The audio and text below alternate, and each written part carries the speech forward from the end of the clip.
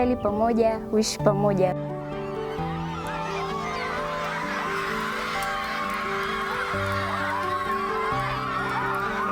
Hello, Subai. My name is Bernard Rugasto. Nasoma kidato cha 3 katika shule ya sekondari ya Mbaruai. Ni mara yangu ya kwanza kukutana na Holy Cross Family Ministries in Tanzania, ambapo nimejifunza mambo mbalimbali katika maisha. Mambo hayo ni kama naweza kufikia malengo yangu. Tukiangalia katika maisha ya kila siku, vijana wengi tulipofika sekondari, maisha yameyumbayumba, tuna ndoto maalum, lakini katika hili shirika wamenipa moyo, nimejifunza jinsi ambavyo naweza nikachagua ndoto yangu moja na jinsi ambavyo naweza nikatimiza lile lengo langu. Na kila mmoja hapa anaamka amepata kitu kwa kuanzia leo. Anaanza kutengeneza kesho kile njema. Sasa kila mmoja hapa ana kesho. Chako ni njema. Asimwambie mtu kama maisha yako kama magumu.